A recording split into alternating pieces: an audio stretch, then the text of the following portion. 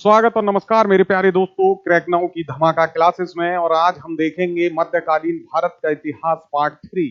मेरे प्यारे दोस्तों, पार्ट 1 में हमने देखा भारत के बारे में महत्वपूर्ण तथ्यों को। उसके साथ हमने उसमें देखा था किस तरीके से भारत को कौन क्या कह रहा है और किस तरीके से शासन सत्ता मध्यकालीन इतिहास की चली। दूसरे पार्ट में हमने देखा गुलाम वंश के दिल्ली सल्तनत के बारे में। प्यारे लाल लालियो, हमने उसमें बहुत सारी चीजों को देखते देखते ऐबक को पढ़ते हुए इल्तुतमिश तक आ गए थे। और इल्तुतमिश में मैंने बताया कि दिल्ली का सुल्तान पहला कहलाया इल्तुतमिश, और किस तरीके से उसने शासन सत्ता को अपने हाथों में केंद्रित किया और संपूर्ण प्रभुत्व संपन्न शासक बन के वो दिल्ली सल्तनत का जो है तैयार हो गया। उससे आगे बढ़ते हैं तो जिस तरीके से इल्तुतमिश ने अपने आप को स्थापित किया, उसी तरह उसकी एक छोटी सी बेटी रजिया सुल्तान, जिसको आप जानते हो रजिया सुल्ताना के नाम से, शासिका बनी दिल्ली की। प्रथम मध्यकालीन भारतीय इतिहास में मुस्लिम शासन की शासिका और एक मध्यकालीन भारत की प्रथम महिला शासिका रजिया सुल्तान। मेरे प्यारे दोस्तों, नाम याद रखिएगा इस महिला का। 1236 से 1240 तक शासन किया इसने। बहुत छोटी सी अवधि, सिर्फ 4 साल की अवधि। और सटीक बात कहूं आपसे तो 3 साल 6 महीना 6 दिन की मात्र अवधि तक शासन करने वाली रजिया सुल्तान इतिहास में अपना नाम छोड़ के चली गई। क्यों इतनी बात कर रहा हूं बताऊंगा आपको। क्या क्या क्वेश्चन बनता है इसके शासनकाल से बनेगा। 1236 से 1240 रजिया सुल्तान का शासनकाल प्यारे बच्चों। इल्तुतमिश की बेटी है, इससे बड़े बेटे थे नकारा निकले सब। रजिया सुल्तान एक अच्छी शासिका बनी, मध्यकालीन भारत की प्रथम महिला शासिका। याद रखिएगा रजिया सुल्ताना इल्तुतमिश की बेटी थी। अपने ही पिता के संपूर्ण प्रभुत्व संपन्न राजतंत्र के शासन का समर्थन करती थी। इसका भी मानना था राजा का संपूर्ण प्रभुत्व संपन्न होना आवश्यक है, ताकि जो है शासन ढंग से चलाया जा सके। ऐबक ने अपने आप को सिपह सलार कहा था। उसने कभी अपने आप को जो है शासक सुल्तान नहीं माना, लेकिन सुल्तान घोषित खुद को किया इल्तुतमिश ने। उसकी बेटी ने भी अपने आप को सुल्तान कहा, सुल्ताना नहीं। सुल्तान कहा अर्थात खुद को पुरुष मानती थी। पुरुष की तरह चलना, पुरुष की तरह कपड़े पहनना, काबा पहनती थी। मेरे प्यारे दोस्तों, पुरुषों की तरह वस्त्रों को कहा जाता है काबा। याद रखिएगा, कुर्ता और टोपी, कोट और टोपी। ध्यान रखिएगा, कई बार पूछा गया है कि क्या पहनती थी, तो बता दीजिएगा रजिया सुल्तान पहनती थी कोट और टोपी। क्या पहनती थी? कोट और टोपी। पुरुषों की तरह लिबास पहनती थी। मुस्लिम शासकों को पसंद नहीं आया। ध्यान रखिए मेरे दोस्तों, इतिहास गवाह है। रजिया सुल्तान को देखिए, जब जब महिलाओं ने ऊंचे पदों पर अपना स्थान ग्रहण किया, जब जब महिलाओं ने पुरुषों से ऊपर जाने का प्रयास किया है, पुरुषों को ये बात कतई नहीं पची।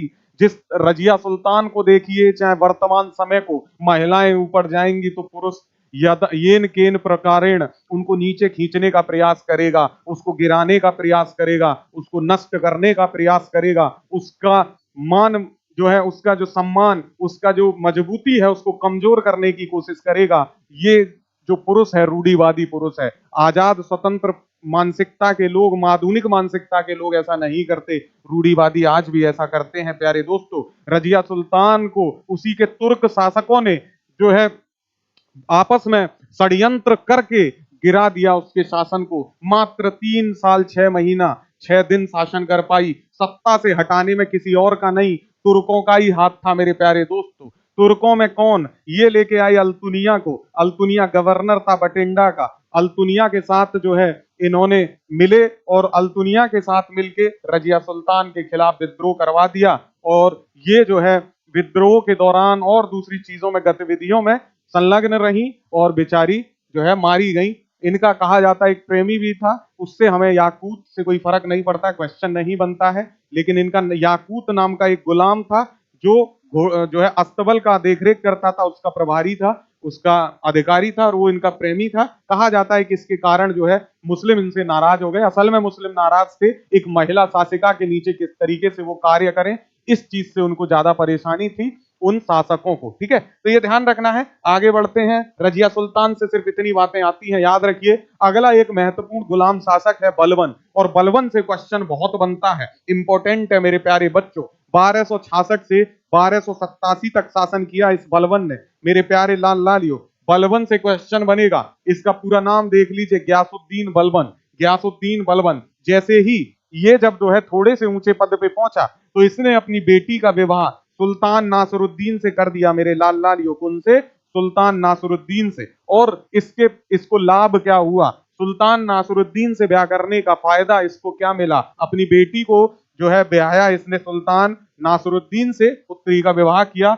बदले में इसको दो चीजें मिली, क्या क्या दो चीजें, उपाधि मिली इसको लाल लालियो, उपाधि मिली उलूक खां की। किसकी उपाधि, उलूक खां की उपाधि। और उपाधि से काम थोड़ा ही चलता है, पेट नहीं भरता, तो इसको एक पद भी दिया गया, पद दिया गया नायब ए ममालिकात। क्या, नायब ए ममलिकात, ममलिकात का जो है नायब बना दिया गया बलबन को। ध्यान रखिएगा इसका शासन काल 1266 से 87, गयासुद्दीन बलबन उर्फ उलूक खां, पद इसको मिला था नासरुद्दीन से अपनी बेटी का विवाह करने के बाद, नायब ए ममलिकात। और देखिए इसके बारे में, रक्त और लौह की नीति चलाने वाला शासक, रक्त और लौह की नीति ये प्रदान की बलबन ने। ध्यान रखिएगा, क्वेश्चन पूछेगा रक्त और लौह की नीति किस शासक से संबंधित है, मेरे लाल लाल यू बता देना, बलबन से। किससे, बलबन से संबंधित है। इसके बारे में दो महत्वपूर्ण बातें और हैं, एक है आपकी जिल्ले इलाही, क्या है, जिल्ले इलाही। ये जिल्ले इलाही कहता है शासक को, अपने आप को कहता है जिल्ले इलाही,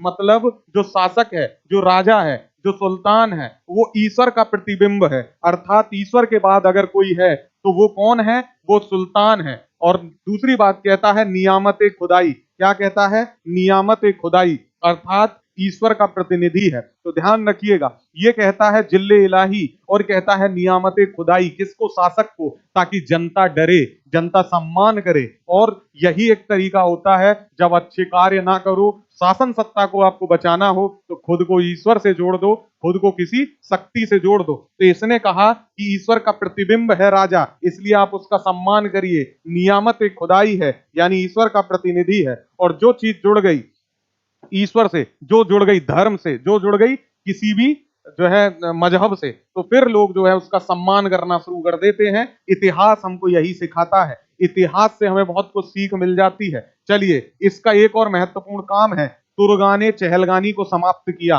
और हमने देखा था तुर्गाने चहलगानी इल्तुतमिश ने चलाई थी, उसको समाप्त कौन कर रहा है, बलबन कर रहा है। प्यारे बच्चों, आपसे पूछेगा तुर्गाने चहलगानी की समाप्ति किसने की, तो आपको बता देना है बलबन ने की। ये सारे फैक्ट्स आपको याद होने चाहिए। जीवन आपका आसान तभी होगा जब सारी बातें याद रखोगे। दो महत्वपूर्ण बातें, सिजदा और पैबोस इसने शुरू किया, सिजदा और पैबोस। और राजत्व का सिद्धांत, इसका राजत्व का सिद्धांत भी बहुत महत्वपूर्ण है। इसके राजत्व के दो सिद्धांत थे मेरे प्यारे बच्चों। कितने सिद्धांत, राजत्व के दो सिद्धांत। राजत्व के दो सिद्धांत में क्या कहता है ये, कि सुल्तान का पद राजा द्वारा प्रदत्त है। ये हमने पीछे देखा था, हमने कहा था प्रतिबिंब है, तो सुल्तान का पद राजा के द्वारा प्रदत्त है। ये इसका पहला जो है, ये इसका पहला सिद्धांत है। आपसे पूछता है कि बलबन के राजत्व के सिद्धांत बताइए, तो इसका पहला सिद्धांत है सुल्तान का पद जो है वो राजा के द्वारा प्रदान किया गया है ना, सुल्तान का पद राजा द्वारा प्रदत्त है। ठीक है, दूसरी ये राजा नहीं होगा, ईश्वर होगा। ठीक है, तो ये सुल्तान का पद जो है ईश्वर द्वारा प्रदत्त है, ये बात ध्यान रखेंगे। और दूसरी बात है, सुल्तान का निरंकुश होना आवश्यक है, सुल्तान का निरंकुश होना आवश्यक है। यानी अगर सुल्तान पे अंकुश रहेगा तो शासन सत्ता सही नहीं चलेगी। आप ध्यान से देखिए इसकी बात को, ये कह रहा है मेरे प्यारे लाल लालियों कि सुल्तान का पद ईश्वर के द्वारा दिया गया है। अर्थात अब लोग ये मानेंगे कि ईश्वर के द्वारा दिया गया है तो ये सम्मान के योग है, अब इसके खिलाफ कोई आवाज नहीं उठाएगा, विद्रोह नहीं करेगा। तो सुल्तान का पद ईश्वर द्वारा प्रदत्त है, पहला इसने कहा। दूसरी बात कही कि सुल्तान का निरंकुश होना आवश्यक है ताकि सत्ता जो है ढंग से चलाई जा सके। तो ये दोनों बात याद रखिएगा, राजत्व का सिद्धांत।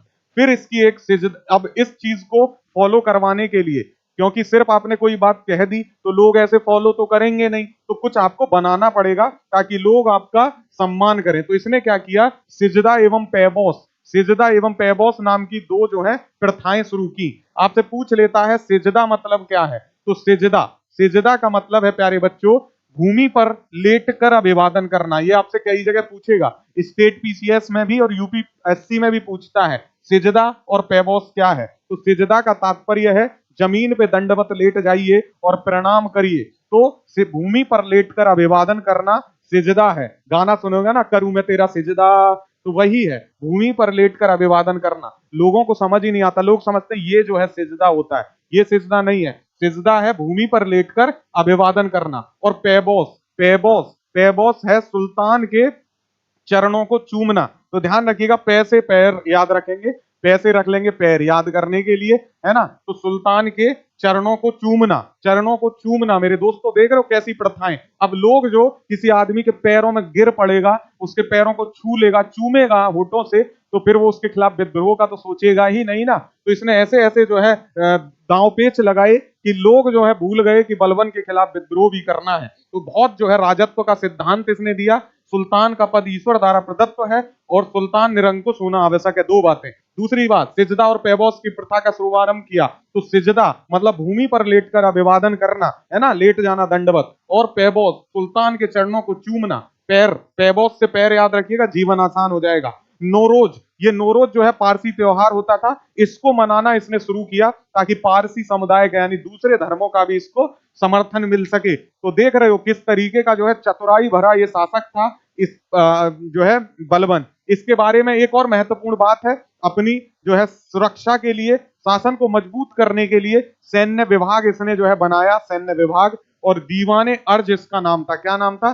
दीवाने अर्ज, सैन्य विभाग का। तो आपसे पूछता है कि दीवाने अर्ज की स्थापना किसने की या दीवाने विभाग किसने बनाया, तो आपको बताना होगा बलबन ने। और इसका सेनापति कौन था मेरे प्यारे बच्चों? तो दीवाने अर्ज का सेनापति था इमाद उल मुल्क। ध्यान रखिएगा, पूछ लेता है बलबन ने अपना सेनापति किसे नियुक्त किया, तो मेरे लाल लालियो बता दीजिएगा कि भाई इमाद उल मुल्क को किया। किसको? इमाद उल मुल्क को। ध्यान रखिएगा, सैन्य विभाग का नाम था दीवाने अर्ज और दीवाने अर्ज का पहला सेनापति था इमाद उल मुल्क। इंपॉर्टेंट है। और इसके बारे में क्या क्या याद रखना है, इसके समय पे ही आपसे पूछ लेगा किस शासक के समय पे जो है बंगाल में तुगरेल खां का विद्रोह हुआ। तो बंगाल में तुगरेल खां का विद्रोह जो हुआ है वो बलबन के समय हुआ है। किसके समय? बलबन के समय तुगरेल खां का विद्रोह बंगाल में। महत्वपूर्ण है। चलिए आइए इसके बारे में फिर से रिवीजन करते हैं, दो तीन बातें। सबसे पहले राजत्व के दो सिद्धांत हैं। एक तो सिद्धांत है कि जो सुल्तान का पद है वो ईश्वर के द्वारा दिया गया है। दूसरी बात क्या है कि जो सुल्तान है उसका निरंकुश होना आवश्यक है। ये दो महत्वपूर्ण बातें हैं। सैन्य विभाग हो गया, राजत्व के सिद्धांत हो गया, सिजदा और पैबोस। सिजदा मतलब जो है भूमि पर लेटकर अभिवादन करना, पैबोस मतलब जो है सुल्तान के पैरों को चूमना। ये भी किया बलबन ने। जिल्ले इलाही कहा इसने, नियामत खुदाई कहा। जिल्ले इलाही मतलब जो शासक है वो प्रतिबिंब है ईश्वर का, और नियामत खुदाई मतलब प्रतिनिधित्व करता है वो ईश्वर का।